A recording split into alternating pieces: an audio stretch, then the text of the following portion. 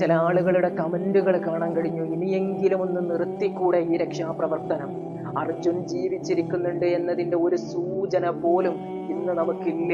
പിന്നെ എന്തിനു വേണ്ടിയിട്ടാണ് ഈ രക്ഷാപ്രവർത്തനം? ഇനി നിങ്ങൾ ആ മനുഷ്യനെ കണ്ടെത്തി കഴിഞ്ഞാൽ തന്നെ അയാളുടെ മൃതദേഹമാണ് കിട്ടുന്നതെങ്കിലോ എന്ന് ചോദിക്കുന്ന ഒരു പറ്റം ആളുകളുടെ കമന്റ് വായിക്കാൻ കഴിഞ്ഞു. കുറച്ച് പിറകോട്ട് നിങ്ങളൊന്ന് പോയി കഴിഞ്ഞാൽ നിങ്ങൾക്ക് ഒരു വാർത്ത കൂടി സോഷ്യൽ മീഡിയയിൽ കാണാൻ കഴിയും. ആമസോൺ കാടുകളിൽ ഒരമ്മയും കുറച്ച് കുട്ടികളും അകപ്പെട്ട ഒരു വാർത്ത. ആ മക്കൾക്ക് വേണ്ടിയിട്ട് രക്ഷാപ്രവർത്തനം തുടങ്ങി. ആ മക്കളെ കണ്ടെടുത്തത് 45 ദിവസങ്ങൾ കൊണ്ടാണെങ്കിൽ ഒന്നാലോചിച്ച് നോക്കണം. ആ കുട്ടികൾ അകപ്പെട്ടത് ആമസോൺ കാടുകളിലാണ്. അതിന്റെ ഭീകരത നമുക്ക് മനസ്സിലാക്കാൻ കഴിയും. എന്നിട്ട് അന്നത്തെ ആ രക്ഷാപ്രവർത്തനം നടത്തുന്ന ആളുകൾ അന്ന് അത് ഉപേക്ഷിച്ചിരുന്നെങ്കിൽ ആ മക്കള് നമ്മുടെ ഇടയിൽ നിന്ന് ജീവിക്കില്ലായിരുന്നു എന്നുള്ള സംഭവം നമ്മൾ വിസ്മരിക്കാതിരിക്കും.